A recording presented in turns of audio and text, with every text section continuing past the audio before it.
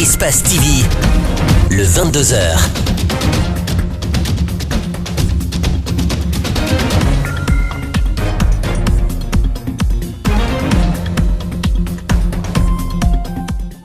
Bonsoir à tous et bienvenue dans cette grande édition d'information à la une de l'actualité nationale. Les centrales syndicales CNTG, USTG décident de rompre le dialogue avec le gouvernement Kassori.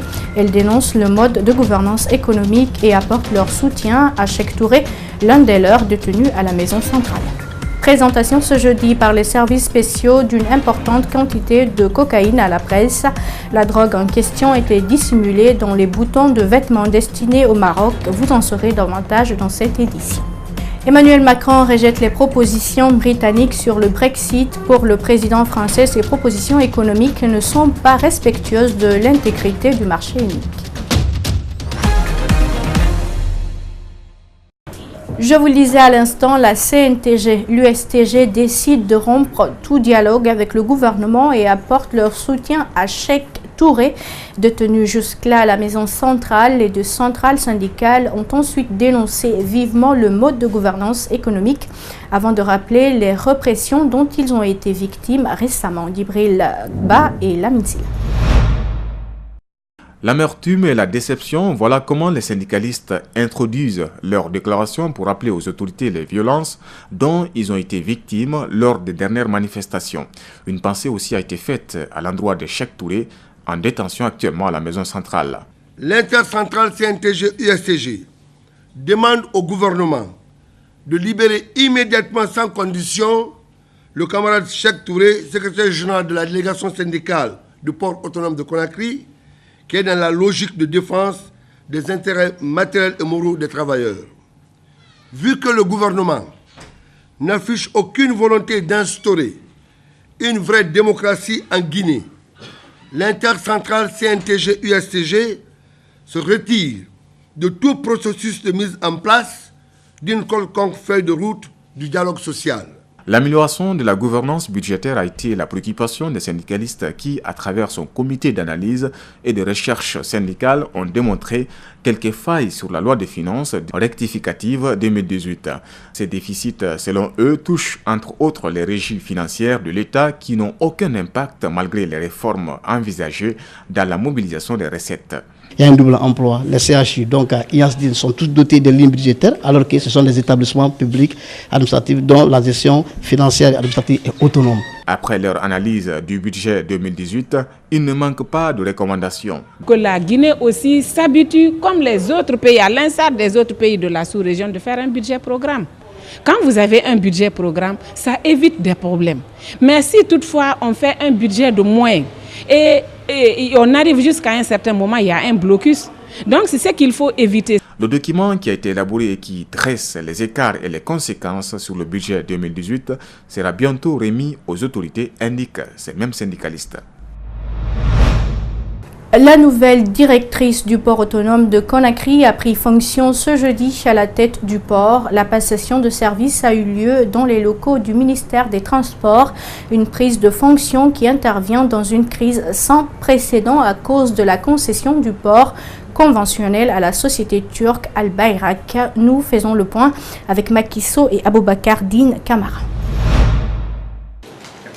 Le départ de Awa Keïta à la tête de la direction du port autonome de Conakry fait suite à la crise qui mène le secteur portuaire depuis le 10 août dernier, date à laquelle le contrat de concession du port conventionnel a été signé entre le gouvernement guinéen et la société turque Al Bayrak. En 2 ans de gestion, elle dresse son bilan. En 2016, nous avons ensemble procédé au remboursement de 59 milliards de dettes antérieures, comprenant entre autres 28 milliards au titre des impôts, 24 milliards au titre des dettes fournisseurs et plus de 7 milliards de découvertes bancaires qui ont engendré des agios de 1 milliard 400 millions de francs guinéens. Le faible taux de disponibilité des unités navales résorbé par l'acquisition de 2 nouvelles vedettes, pilotage et amarrage. Elle cède désormais sa place à Hélène Savané, qui a été longtemps directrice adjointe du port autonome de Conakry, au temps de Mamadou Bassankon. Dans sa communication, elle promet. Je prends les charges de directrice du port à un moment particulièrement exaltant de la vie de l'entreprise. En effet, nous abordons une nouvelle phase de mutation de l'activité du port de Conakry avec de nouveaux objectifs et implicitement de nouveaux défis face auxquels je ne ménagerai aucun effort. Il serait illusoire de croire relever ces challenges sans l'engagement total et entier de l'ensemble des travailleurs du port. Son installation dans ces nouvelles fonctions suscite assez d'interrogations avec l'arrivée très prochaine de la société Al Bayrak qui va assurer la gestion du port conventionnel. À cela s'ajoute l'incarcération du secrétaire général du syndicat des travailleurs du port autonome de Conakry. Bientôt, la mise en place d'un outil d'observation et de suivi continu de l'occupation des terres en Guinée. La phase pilote du projet de zonage agroécologique a fait l'objet de présentations ce jeudi à travers un atelier de restitution au ministère de la Pêche. Mariam Fodé Camara, Aboubacar Camara pour le compte-rendu. Les cadres venus du ministère de l'Agriculture, de l'Environnement et de l'Aménagement du territoire ont assisté à cette présentation de zonage agroécologique.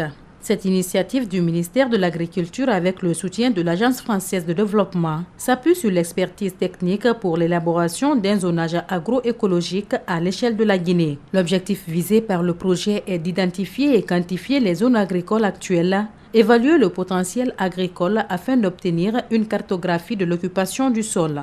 L'évaluation des terres agricoles est une vraie problématique pour la Guinée, pour le ministère de l'Agriculture en particulier. Où se trouve le potentiel agricole? Quelle est l'étendue de ce potentiel? Et comment orienter les actions de développement en fonction des disponibilités en terres agricoles? Donc ce travail de zonage agroécologique va permettre non seulement d'évaluer le potentiel, c'est-à-dire savoir tout ce qui est agricole ou potentiellement agricole, ou toutes les terres qui sont impropres au développement de l'agriculture. Ce projet de zonage agroécologique qui se déroulera sur 2 phases est d'un enjeu majeur pour plusieurs secteurs, comme celui de l'agriculture. D'occupation du sol, où on sait à chaque endroit en fait quel est le type d'occupation du sol, si c'est de l'urbain, si c'est de la culture, quel type de culture, voire la dégradation des forêts. Il y a toute une multitude en fait d'applications environnementales, d'aménagement du territoire qui peuvent être utilisées à partir des cartes qui vont être produites au cours de ce projet. C'est une première en Afrique qu'un pays dispose d'une cartographie d'occupation des terres, d'où la réjouissance des participants. La première phase a duré 5 mois, la seconde qui consiste à l'extension durera 13 mois.